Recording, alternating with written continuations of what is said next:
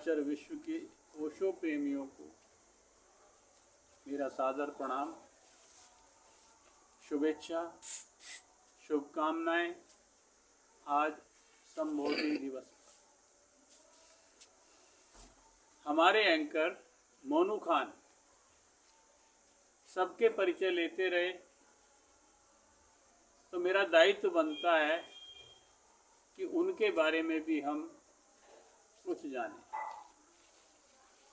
वो कैसे इतनी छोटी सी अवस्था में यहाँ तक पहुँचे, आइए जानते हैं मोनू खान। मोनू जी, आप यहाँ तक कैसे पहुँचे? सर्वप्रथम बहुत बहुत धन्यवाद स्वामी जी मेरा इंटरव्यू लेने के लिए। मेरा नाम मोनू है, मोनू खान, और मैं इसी जिले से हूँ, मोतिहारी से ही हूँ मैं। हम कहना चाहेंगे कि सर्वप्रथम ओशो से मेरा परिचय तब हुआ जब हम हाई स्कूल में पढ़ते थे। मेरे घर पे न्यूज़पेपर आता था, मेरे वालिद साहब पढ़ा करते थे न्यूज़पेपर को। उसमें बृहस्पतिवार को दैनिक जागरण में एक पृष्ठ पर आध्यात्मिक बातें छपती थी, उसका नाम था अंतस्वर अध्यात्म का। उसमें ओशो की आर्टिकल छपती रहती थी सिर्फ बुधवार को। तो एक आध बार मैंने उसको पढ़ा था, तब ये पता नहीं था कि ओशो कौन है। मैंने सोचा कि कोई बाबा होंगे, लेकिन उनकी बातें इतनी तर्कपूर्ण, इतनी अच्छी लगती थी कि ऐसा लगता था कि ये जो बातें हैं ये मेरे ही संदर्भ में लिखी गई है। ये 13 या 14 की बात होगी जब मैं हाई स्कूल का स्टूडेंट था। तो मोनू जी, एक चीज़ बताइए, आपने पढ़ा, आपको आकर्षण हुआ, आज आप कितने वर्ष के हो गए हैं? मैं पूरे 24 साल का हूँ और आगामी 4-5 महीने में मैं अपना 25वां बर्थडे सेलिब्रेट करूँगा। तो आप अपने जीवन की उन्नति के लिए इस वक्त क्या प्रयास कर रहे हैं? राइट नाउ अभी हम ध्यान तो कर ही रहे हैं। ध्यान से मेरा तन मन अच्छा रहता है, मेरा फोकस बना रहता है। अपने गोल को लेकर मैं काम कूल एंड कंपोज्ड माइंड में मैं प्लानिंग कर पाता हूँ, अध्ययन कर पाता हूँ।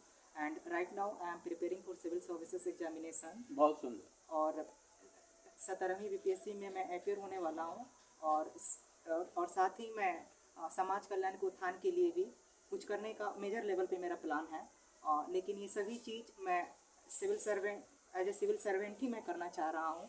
तो अभी मेरा पूरा जो फोकस है ध्यान के माध्यम से स्वयं का उन्नयन का है और एक सिस्टम का हिस्सा बनने में है, ताकि मैं सिस्टम में आकर लोगों का कल्याण कर सकूँ। बहुत सुंदर बात है मोनू जी। आप 13-14 वर्ष की अवस्था से ओशो से प्रभावित हुए, आपने ओशो को पीना शुरू किया, जीने का प्रयास कर रहे हैं। हम सब ओशो प्रेमियों का, ओशो सन्यासियों का और ओशो माँ सन्यासिन जो हैं उन सब की तरफ से ये आपको आशीर्वाद देते हैं कि भगवान आपकी इच्छा अवश्य पूरी करे, लोक कल्याण के लिए पूरी करे। पर मैं ये जानना चाहता हूँ कि आप माँ मीरा फाउंडेशन में से कैसे जुड़े? कहना हम चाहेंगे कि हम अभी मुजफ्फरपुर रहते हैं। वहाँ पे मैं गूगल सर्च कर रहा था कि यहाँ पे कोई सेंटर है कि नहीं ओशो का। तो हमें एक लोकेशन मिला। लोकेशन पे मैं उसको ट्रैक करते हुए पहुँचा, तो मैंने देखा कि ये एक गांव है जो मुजफ्फरपुर इंजीनियरिंग कॉलेज है, MIT जो है, वहाँ पर ही लक्ष्मी चौक के आसपास एक सेंटर मिला वहाँ पे। तो वहाँ पे कोई रहता नहीं था, एक दादी माँ रहती थी। उनका नाम माँ आनंद करके कुछ है, मैं मिस कर रहा हूँ। माँ आनंद विद्या उनका नाम है। तो वो कहती थी कि MIT के कुछ छात्र पहले यहाँ पे ध्यान करने के लिए आते थे इंजीनियरिंग कॉलेज के, अब वो नहीं आते हैं, शायद पास आउट कर चुके होंगे। तो 1-2 दिन मैं वहाँ पे गया हुआ था, तो उन्हीं से इस आश्रम के संदर्भ में मुझे पता चला। जब उन्हें पता हुआ कि मैं मोतिहारी ज़िला से ही हूँ, तो उन्होंने ये बात बताई कि पूर्वी चंपारण में सिंहासनी नाम की कोई जगह है और यहाँ की संचालक है माँ मीरा। तो उनके माध्यम से इस सेंटर का मुझे रेफरेंस मिला और बाद में मैं वहीं मुझे फेसबुक का लिंक सेंड की हुई थी, इनके फेसबुक आईडी का। उस पर जाकर ये जो सुबह में ध्यान लेती है उसके बारे में कुछ देखा था, कुछ वीडियोस देखे थे। तो मैं जब अगली बार घर आया नवंबर के महीने में, तो मैं इस सेंटर पे पहली बार विजिट करने आया। मोनू जी, आपने अपनी यात्रा की शुरुआत अपने बचपन से की और आज उस अवस्था में हैं जहाँ पर आपकी अवस्था के लोग मूवी देखना, शराब का सेवन करना, नशे करना और तरह तरह सांसारिक चीज़ों की ओर भागते हैं।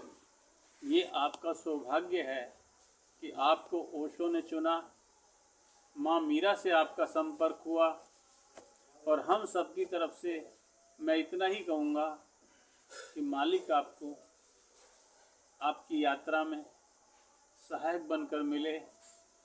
और एक चीज़ कहता हूँ, आप उस तरफ चल रहे हैं जहाँ एक दिन आप कहेंगे कि जी मैं आता है लगा दूँ आग कोहितूर में, फिर ख्याल आता है मूसा बेवतन हो जाएगा।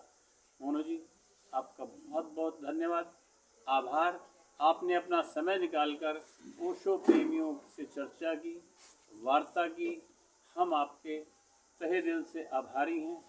आभार, अहोभाव, कल्याणमस्तु, शुभम भव। शानदार शानदार।